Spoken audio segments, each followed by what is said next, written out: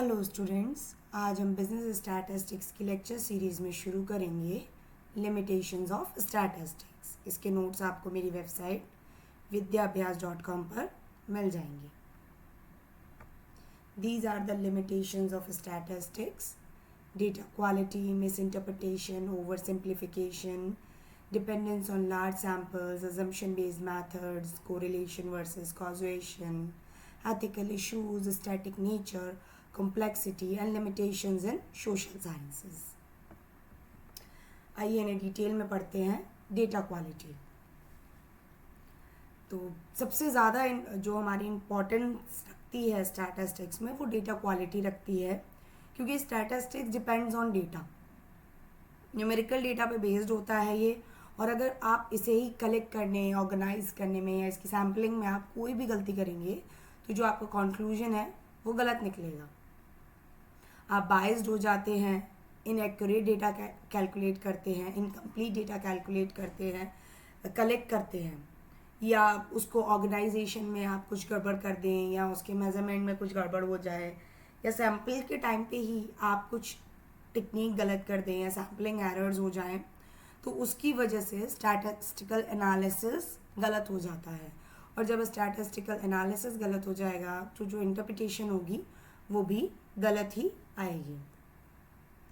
Miss interpretation: statistical result can be easily miss interpreted if not understood properly. इसीलिए जो statistics के जो tools हैं बहुत कॉम्प्लेक्स होते हैं और इसी के लिए हमें ज़रूरत होती है एक्सपर्ट्स की। हम एक्सपर्ट्स की जो डिसीजंस होते हैं या एक्सपर्ट जैसे इंटरप्रेट करता है उसी के हिसाब से हम आगे अपनी पॉलिसी फॉर्मुलेट करते हैं। The misuse of statistical methods or incorrect interpretation of result can lead the wrong decisions। और अगर आप मिस इंटरप्रेट कर देंगे तो रॉन्ग डिसीजन की तरफ मूव कर जाएंगे आप, क्योंकि जो भी आपको पॉलिसी फॉर्मुलेट करनी होगी या जो डिसीजंस लेने होंगे वो गलत ही होंगे due to misinterpretation. Oversimplification: with the help of statistics methods हम कॉम्प्लेक्स फिनोमेना को या कॉम्प्लेक्स प्रॉब्लम को न्यूमेरिकल डेटा में, एक सिंपल न्यूमेरिकल डेटा में एक्सप्रेस कर सकते हैं। आपके पास proper for example central tendency लेते हैं, आपके पास बहुत बड़ा डेटा होता है जहाँ पर आप उसको एक छोटी सी वैल्यू में, जिसे हम मीन कहते हैं, एक्सप्रेस कर देते हैं, या मीडियन में एक्सप्रेस कर देते हैं, या मोड में एक्सप्रेस कर देते हैं उसे। अब इसकी इंटरप्रिटेशन होना ज़रूरी है, और ये जो डेटा सेट्स हैं हमारे क्वांटिटेटिव बेस्ड होते हैं, तो जहाँ पर हमारे क्वालिटेटिव फैक्टर्स क्या होते हैं, इग्नोर हो जाते हैं। काफ़ी बार statistical method proper qualitative data को एनालाइज नहीं कर पाता, क्योंकि क्वालिटेटिव डेटा को हम क्वांटिफाई करते हैं और क्वांटिफिकेशन में भी वहाँ पर प्रॉब्लम हो जाती है, जिसकी वजह से डेटा प्रॉपर इंटरप्रेट नहीं हो पाता है, एनालाइज कलेक्ट नहीं हो पाता, एनालाइज नहीं हो पाता, एंड देन इंटरप्रेट नहीं हो पाता है। और ये जो रिडक्शन होता है डेटा का, जो एक कॉम्प्लेक्स प्रॉब्लम को एक न्यूमेरिकल डेटा में ले आता है, ये प्रॉपर कॉन्टेक्स्ट को कैप्चर ही नहीं कर पाता, जिसकी वजह से जो हमारी इंटरप्रिटेशन है या एनालिसिस है वो गलत हो जाता है। Dependence on large samples: some statistics methods require large sample size to produce reliable data। अब जैसे हम सेंसस स्टडी करते हैं, आप आगे पढ़ेंगे डिटेल में कि सेंसस स्टडी क्या है और सैम्पल स्टडी क्या है। सेंसस स्टडी वो स्टडी होती है जहाँ पर हम पूरे डेटा सेट को लेते हैं, जहाँ पर किसी भी डेटा सेट को छोड़ा नहीं जाता है। और सैम्पल स्टडी जहाँ पर आप उसी पॉपुलेशन में से कुछ ट्रू रिप्रेजेंटेटिव निकाल लेते हैं और उसको हम सैम्पल बोलते हैं, जहाँ हम सैम्पलिंग स्टडी कर रहे होते हैं। तो बहुत सारी जगह आपको जो सैम्पल लेना होता है वो थोड़े से सैम्पल से भी काम चल जाता है, और बहुत सारी जगह बड़े सैम्पल की ज़रूरत होती है। अब जैसे नॉर्मल लाइफ में हम बात करें, जब भी आप कुछ डिश टेस्ट करते हैं तो आप थोड़ा सा ही लेते हैं और वो आपका उतना सफिशिएंट रहता है किसी भी डिश को जज करने के लिए कि वो अच्छी है या ख़राब है, स्पाइसी है या स्वीट है। लेकिन बहुत सारी जगह जब हम बिज़नेस में बात कर रहे होते हैं या हम बात कर रहे होते हैं रियल लाइफ फिनोमिना की, तो वहाँ पर हमें लार्ज सैम्पल की ही ज़रूरत होती है। और लार्ज सैम्पल कलेक्ट करने के लिए टाइम लगता है, रिसोर्सेज लगते हैं, जिसकी वजह से ये थोड़ा कॉम्प्लेक्स हो जाता है और लिमिट भी हो जाती है रिसर्चर के लिए, इन्वेस्टिगेटर के लिए, कि वो लार्ज सैम्पल कैसे कलेक्ट करेगा, किसके थ्रू कलेक्ट करेगा।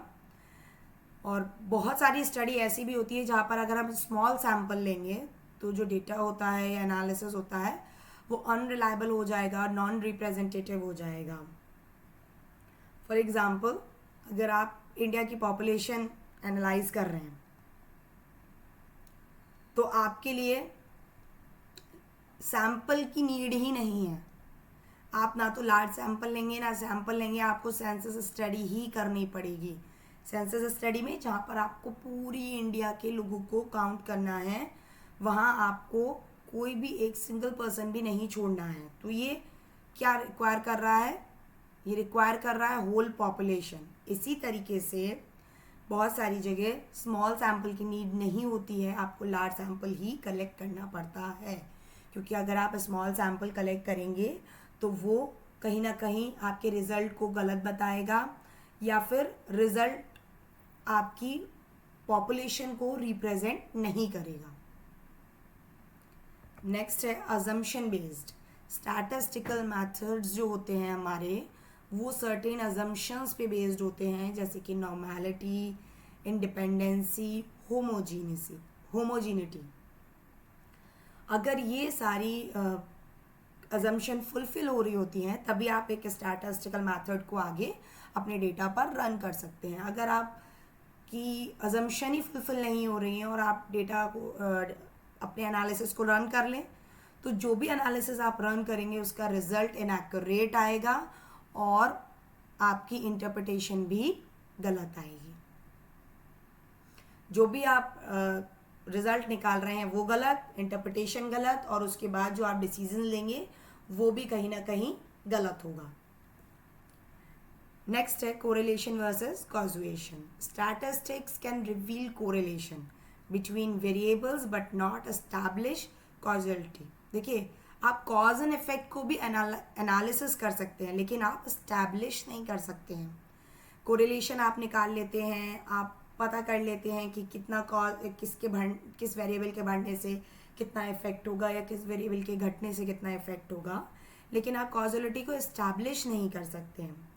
Without careful analysis there is a risk of assuming that correlation implies causation. अगर आप प्रॉपर रिस्क को अज्यूम नहीं कर, अगर आप प्रॉपर अजम्पशन नहीं लेते हैं तो रिस्क रहता है कि आपका कोरिलेशन क्या निकला है और कॉजुएशन क्या बता रही है। क्योंकि अगर आपने प्रॉपर मेथड फॉलो नहीं करे या प्रॉपर एनालिसिस नहीं करा या अजम्पशंस नहीं देखी, तो जो भी आप एनालिसिस रन कर लें या आप जो भी मेथड रन कर लेंगे उसकी इंटरप्रिटेशन गलत हो जाएगी। आप रिजल्ट तो सर्टेन आपको वैल्यू तो दे देगा टूल निकाल के, लेकिन जो आप इंटरप्रेट करेंगे वो कहीं ना कहीं गलत होगा। Ethical issues. The use of statistics can be manipulated to present biased और मिसलीडिंग रिजल्ट। देखिए, स्टैटिस्टिक्स को यूज़ करना आपको प्रॉपर अनबाइज्ड होके करना होता है, क्योंकि अगर जहाँ पर भी आप बाइज्ड होंगे, डेटा को अपने अकॉर्डिंग करना चाहेंगे, वहाँ पर मैनिपुलेशन अगर आप करेंगे तो आपका रिजल्ट गलत आएगा और जो एनालिसिस करके आप एक सर्टेन वैल्यू निकाल रहे हैं या जो रिजल्ट आप निकाल रहे हैं वो गलत आएंगे, और रिजल्ट निकालने के बाद जो आप इंटरप्रिटेशन करेंगे वो भी गलत आएगी। गलत रिजल्ट, गलत इंटरप्रिटेशन आपको गलत डिसीजन की तरफ लेके जाएगा, जो कि एथिकली गलत होता है। तो आपको एथिक्स को कंसिडर करना पड़ेगा। अगर आप एथिक्स को इंश्योर करते हैं तो आपके रिजल्ट भी सही आएंगे, जो आप रिजल्ट निकालेंगे वो सही है, अनबाइज्ड हैं आप, और आपके आगे की जो पॉलिसी आप बनाएंगे या डिसीजन लेंगे वो भी सही। Static nature. Statistical analysis is often based on historical data. Statistical analysis जो है वो जनरली बेस्ड होता है आपके हिस्टोरिकल डेटा पे, which may not account for dynamic changes in the environment और फ्यूचर ट्रेंड। जिसके बेसिस पे ये जो डायनेमिक चेंजेस हो रहे होते हैं एनवायरनमेंट में और फ्यूचर ट्रेंड्स जो चेंजेस हो रहे होते हैं उसको एक्नॉलेज नहीं कर पाता है। फॉर एग्जाम्पल जैसे हम वेदर फोरकास्ट की बात करें तो वेदर फोरकास्ट के टाइम पर आप पास्ट डेटा ही एनालाइज करते हैं, जिसके बेसिस पे आप बताते हैं कि अगले 3 दिन बारिश होगी, नहीं होगी, या गर्मी पड़ेगी, या आंधी तूफान आने की चांसेस हैं। तो ये सब किस पे बेस्ड है? हिस्टोरिकल डेटा पे, करंट डेटा पे नहीं है। अब आपने 3 दिन का एनालिसिस कर लिया और उसके बाद आपने बता दिया कि वेदर में अगले 3 दिन बारिश होनी है, लेकिन ज़रूरी नहीं है बारिश हो। क्या पता आज जो चेंजेस हो गए हों या जो भी एनवायरनमेंट में चेंजेस हुए हों वो आपने एक्नॉलेज ही नहीं कर पाए हैं due to the limitation of historical data. Decision based on solely on past data may not be relevant in the changing context। अगर आपका कोई भी चेंज होने वाली चीज़ों को आप एनालिसिस कर रहे हैं तो वो आप नहीं कर पाएंगे, क्योंकि जो भी डिसीजन होगा वो किसके बेसिस पे होगा? पास्ट डेटा के बेसिस पर होगा। जो आपका ट्रेंड निकलता है वो भी पास्ट डेटा के बेस पे होता है। अगर बिजनेस में हम बात करें कि हम पता कर रहे होते हैं कि हम पिछले 5 साल में हमारी ग्रोथ हुई है या नहीं हुई है, डिपेंड्स ऑन पास्ट डेटा।